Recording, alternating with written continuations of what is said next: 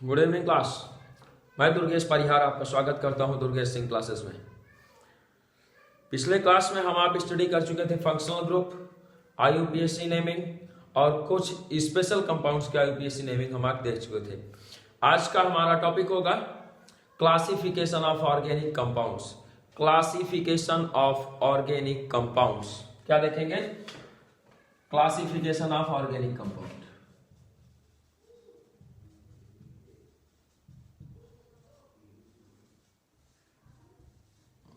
Organic compound, ठीक। तो organic compounds को किस तरीके से क्लासिफाई किया गया है? जस्ट सेकंड, कैमरा थोड़ा सा।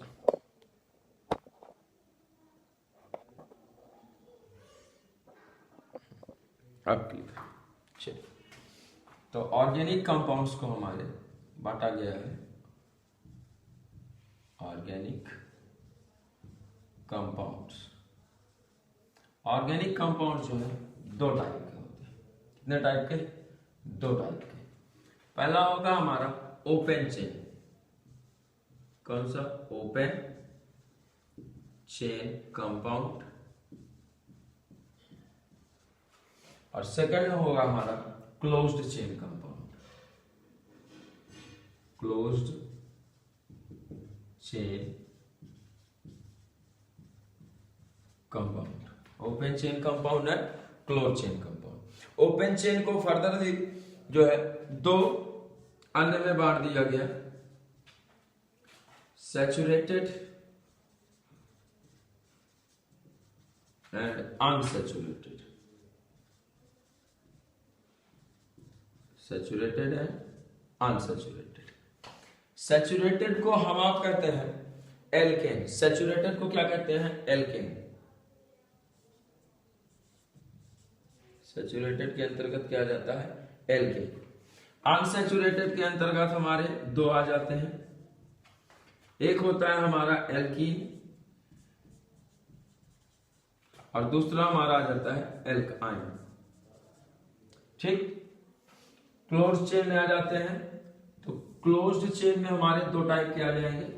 एक आ जाएगा होमोसाइक्लिक कंपाउंड, होमोसाइक्लिक कंपाउंड, और दूसरा होगा हेटेरोसाइक्लिक कंपाउंड। हेटेरोसाइक्लिक कंपाउंड, ठीक। होमोसाइक्लिक में हमारे दो तरीके के आ जाते हैं, एलिसाइक्लिक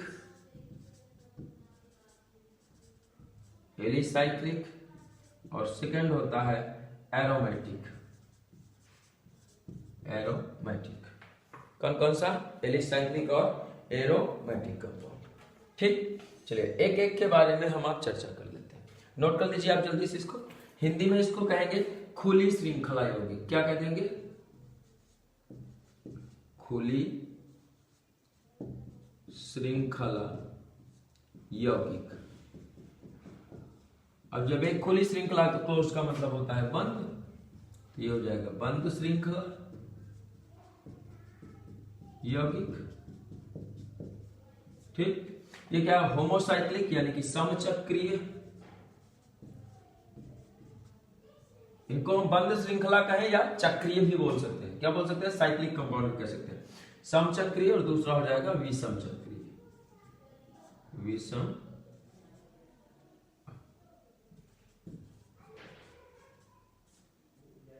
चक्रीय, ठीक है। इधर हमारे हो गए संतृप्त, पर यह हो गया असंतृप्त।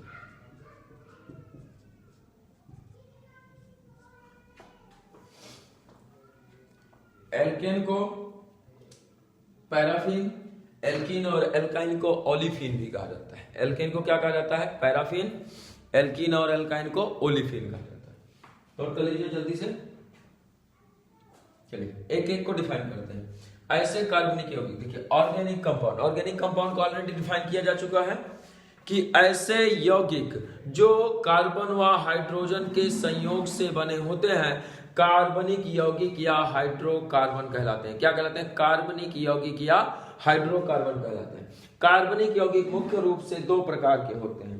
कार्बनिक यौगिक मुख्य रूप से दो प्रकार के होते हैं। कौन कौन से होते हैं भाई? देखो, पहला हमारा होता है, पहला कौन सा हो जाता है? खुली श्रृंखला यौगिक, और दूसरा होता है बंद श्रृंखला यौगिक। खुली श्रृंखला यौगिक किसे कहेंगे? ऐसे कार्बनिक यौगिक जिनके दोनों सिरे स्वतंत्र होते हैं, ऐसे कार्बनिक यौगिक जिनके सिरे स्वतंत्र होते हैं, ठीक है, उन्हें क्या कहेंगे? खुली श्रृंखला यौगिक कहेंगे। और दूसरे में आएंगे तो अब इसी में इन्हें दो वर्गों में बांटा गया है, संतृप्त और असंतृप्त। संतृप्त और असंतृप्त। संतृप्त ऑर्गेनिक कंपाउंड या सैचुरेटेड ऑर्गेनिक कंपाउंड किसको कहेंगे? ऐसे कार्बनिक यौगिक जिनमें कार्बन कार्बन परमाणुओं के मध्य केवल एकल आबंध पाया जाता है। कार्बन कार्बन परमाणुओं के मध्य सिंगल बॉन्ड पाया जाता है, संतृप्त हाइड्रोकार्बन कहलाते हैं। इनका नामकरण करने के लिए अनुलग्न एन जोड़ दिया जाता है। इनका जो सामान्य सूत्र होता है CnH2n + 2 होता है। इनका सामान्य सूत्र क्या होता है? CnH2n + 2 होता है। ठीक, दूसरा आ जाता है असंतृप्त हाइड्रोकार्बन। ऐसे हाइड्रोकार्बन जिनमें कार्बन कार्बन परमाणुओं के बीच द्विबंध या त्रिबंध पाया जाता है, असंतृप्त हाइड्रोकार्बन कहलाते हैं। ये दो प्रकार के होते हैं, एल्कीन और एल्काइन। भाई इनमें क्या होगा? इनमें कह रहे हैं कि कार्बन कार्बन के बीच में सिंगल बॉन्ड होगा। ये देखिए सिंगल बॉन्ड है, तो इनमें क्या होता है? इनमें कार्बन कार्बन परमाणुओं के बीच में द्विबंध पाया जाता है। और अनुलग्न क्या जुड़ता है? अनुलग्न ईन जुड़ जाता है। नाम के साथ में अनुलग्न ईन जुड़ जाता है। इनका सामान्य सूत्र CnH2n होता है। क्या होता है? CnH2n होता है। इनका एल्काइन, एल्काइन में कार्बन कार्बन परमाणुओं के बीच में ट्रिपल बॉन्ड पाया जाता है, और इनका सामान्य सूत्र CnH2n-2 होता है। ध्यान रखिएगा एकदम दिमाग में। अब आगे चलते हैं। होमोसाइक्लिक कंपाउंड, समचक्रीय यौगिक और विषम चक्रीय यौगिक। ऐसे चक्रीय यौगिक या ऐसे बंद श्रृंखला वाले यौगिक, बंद श्रृंखला ऐसे यौगिक जिनमें स्वतंत्र सिरे नहीं होते हैं। भैया आप ऐसे बना लीजिए, ये लीजिए, इसमें कहीं स्वतंत्र सिरा है? नहीं है, तो इसको हम क्या कहेंगे? चक्रीय यौगिक कहेंगे। तो ऐसे कार्बनिक यौगिक जिनके सिरे स्वतंत्र नहीं होते हैं, बंद श्रृंखला यौगिक कहलाते हैं। ऐसे कार्बनिक यौगिक जिनके सिरे स्वतंत्र नहीं होते हैं, बंद श्रृंखला यौगिक कहलाते हैं या चक्रीय यौगिक कहलाते हैं। ये दो प्रकार के होते हैं, होमोसाइक्लिक और हेटेरोसाइक्लिक। कौन कौन सा? होमोसाइक्लिक यानी कि समचक्रीय, और विषम चक्रीय। जब चक्र का निर्माण, पहले विषम चक्रीय देख लेते हैं, बाद में समचक्रीय। जब चक्र का जो साइकिल बनने वाला है, जो रिंग बनेगा, उस रिंग में कार्बन परमाणु के अलावे कोई अन्य परमाणु भी आ जाता है, तो ऐसे यौगिकों को हम क्या कहते हैं? विषम चक्रीय यौगिक कहते हैं। जैसे पीरिडीन, क्या आ जाता है एग्जांपल में? पीरिडीन। पीरिडीन जो होता है,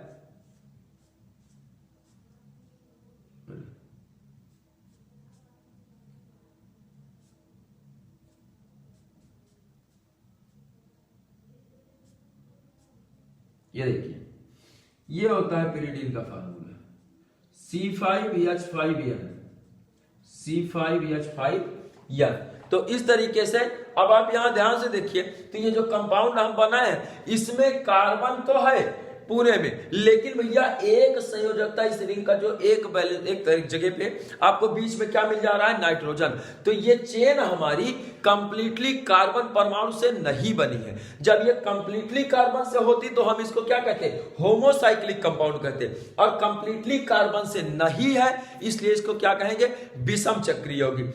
तो हम आप कह सकते हैं कि ऐसे चक्रीय यौगिक जिनकी श्रृंखला में या जिसमें चक्र के निर्माण में कार्बन परमाणु के अतिरिक्त अन्य परमाणु भी भाग लेते हैं, विषम चक्रीय यौगिक कहलाते हैं। जैसे आपका पीरिडीन, क्या हो जाएगा? पीरिडीन। अगला है हमारा होमोसाइक्लिक कंपाउंड। ऐसे चक्रीय यौगिक जिनमें चक्र का निर्माण, साइकिल का निर्माण केवल और केवल कार्बन परमाणु करते हैं, क्या कहलाते हैं? समचक्रीय यौगिक कहलाते हैं।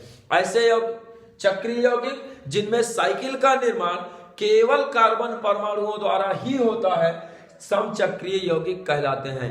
कम से कम 3 कार्बन परमाणु वाले यौगिक ही चक्रीय यौगिक बना सकते हैं। ये 2 प्रकार के होते हैं भैया, कौन कौन से? एलिसाइक्लिक और एरोमेटिक। एलिसाइक्लिक और एरोमेटिक, देखिए इनको कहा जाता है एलिफैटिक। क्या कहा जाता है? एलिफैटिक कहा जाता है। तो वही कहा जाता है इसमें, देखिए एलिसाइक्लिक ऐसे चक्रीय यौगिक जिनके भौतिक व रासायनिक गुण एलिफैटिक यौगिकों की तरह होते हैं। ऐसे चक्रीय यौगिक जिनके भौतिक व रासायनिक गुण एलिफैटिक यौगिकों की तरह होते हैं एलिसाइक्लिक यौगिक कहलाते हैं। क्या कहलाते हैं? एलिसाइक्लिक यौगिक कहलाते हैं। किंतु ये रिंग में पाए जाते हैं, अर्थात वलय बनाते हैं। क्या करते हैं भाई? वलय का निर्माण करते हैं। ठीक है, चलिए अब इसी में हमारा है एरोमेटिक।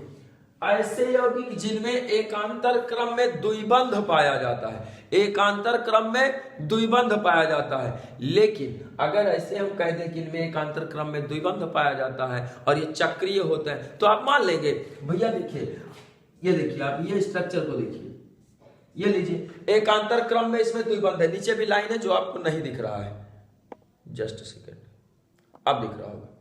चलिए नीचे वाला लाइन अब देखिए ना, एकांतर क्रम में double bond single bond double bond single bond double, यही चल रहा है। तो क्या ये हमारा एरोमेटिक कंपाउंड है?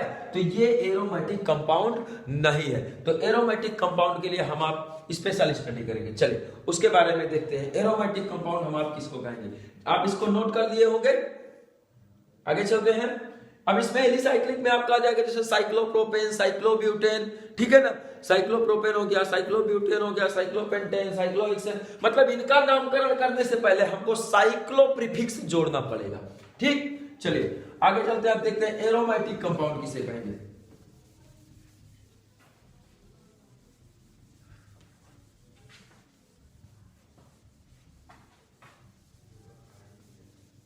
सिंपल सा आपको डिफाइन करना है तो आप कह सकते हैं कि ऐसे चक्रीय यौगिक जिनमें एकांतर क्रम में द्विबंध पाया जाता है, एकांतर क्रम में द्विबंध पाया जाता है, एरोमेटिक यौगिक कहलाते हैं। लेकिन अभी आपको एग्जांपल में बताया, क्या आप उसको एरोमेटिक कंपाउंड कह सकते हैं? बिल्कुल नहीं कह सकते हैं भैया।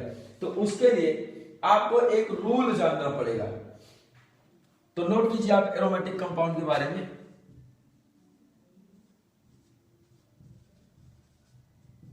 एरोमेटिक कंपाउंड देखिए, ऐसे कार्बनिक यौगिक, ऐसे कार्बनिक यौगिक जिनमें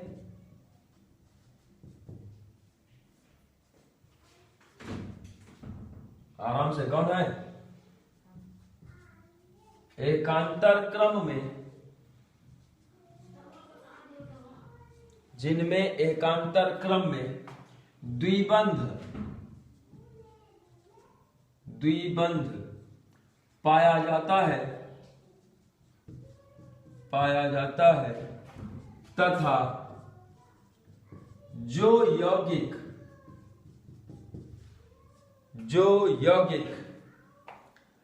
हकेल रूल का पालन करते हैं, हकेल नियम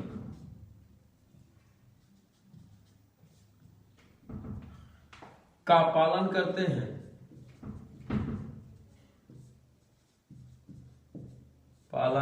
हैं, एरोमेटिक यौगिक कहलाते हैं। एरोमेटिक यौगिक कहलाते हैं, एरोमेटिक यौगिक कहलाते हैं। नोट कर लीजिए, समझा लेते हैं हकेल रूल क्या होता है।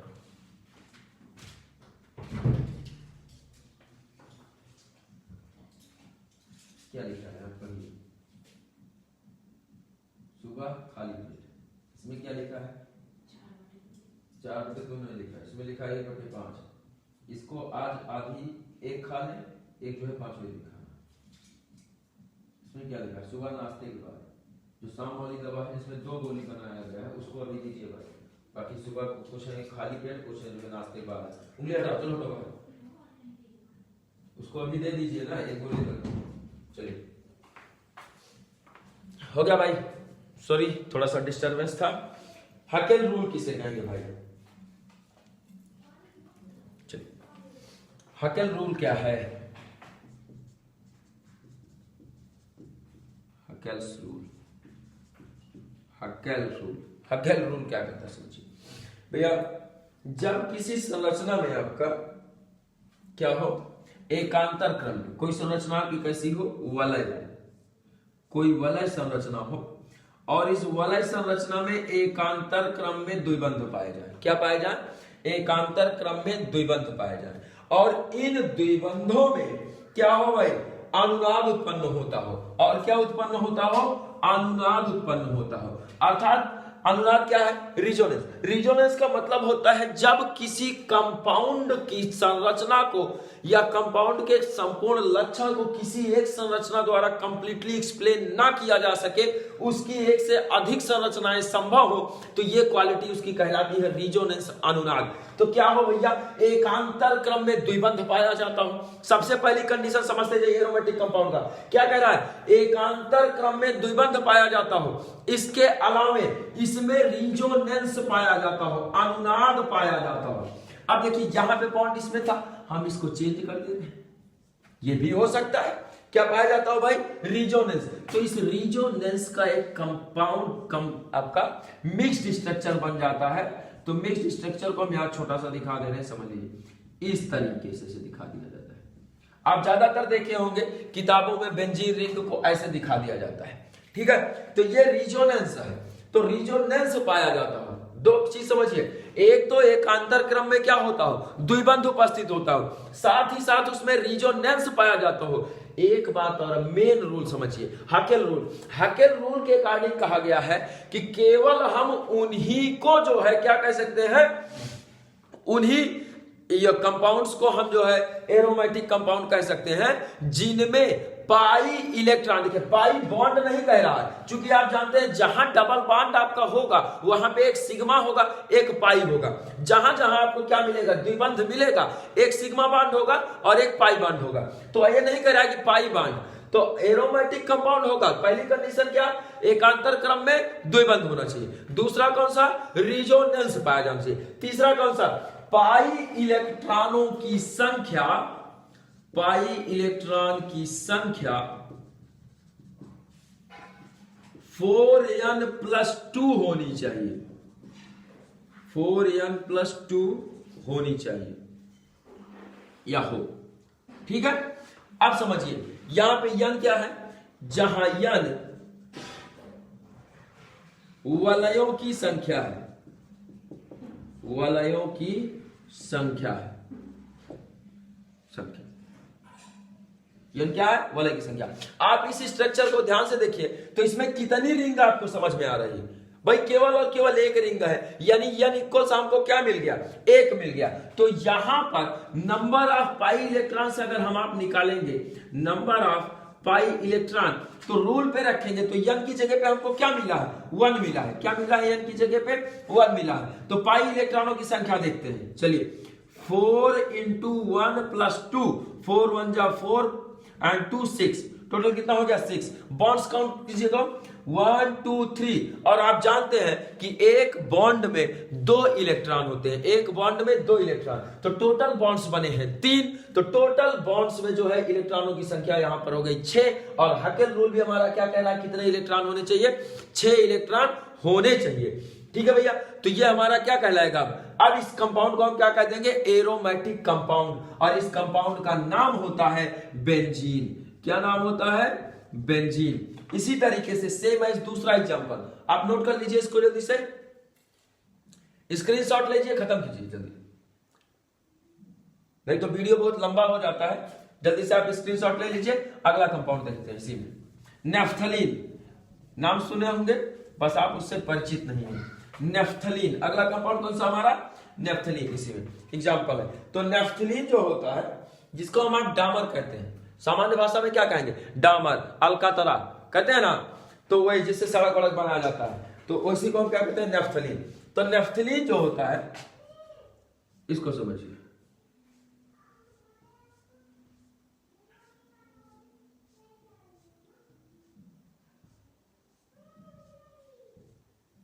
ये देखिए भैया एकांतर क्रम में है ना, देखिए double bond single bond, double bond single bond, double bond single bond, double bond single bond, double bond single bond, double bond single bond, double, ठीक, क्या मिल रहा है हमको भैया? एकांतर क्रम में द्विबंध मिल रहा है। क्लियर है?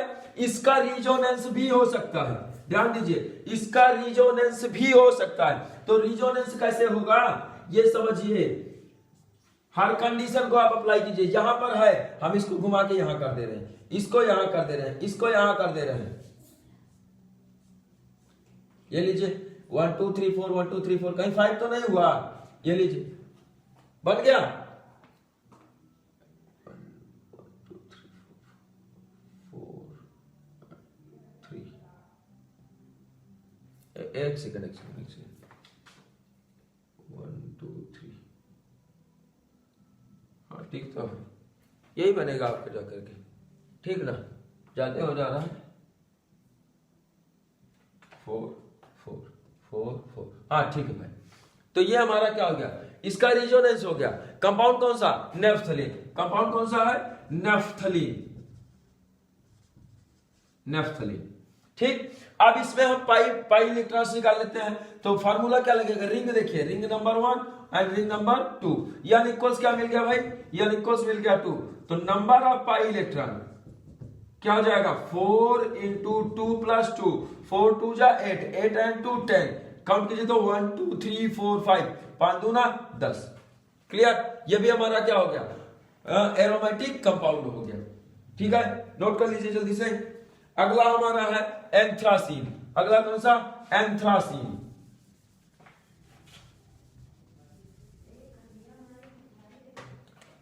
अगला देखिए,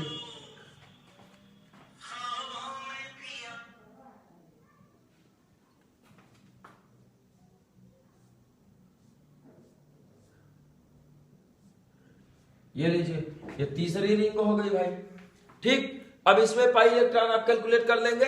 बिल्कुल, आप कैलकुलेट करके नंबर ऑफ पाई इलेक्ट्रॉन्स कर से क्या कीजिएगा? कमेंट कर दीजिएगा, तुरंत कमेंट कर दीजिएगा।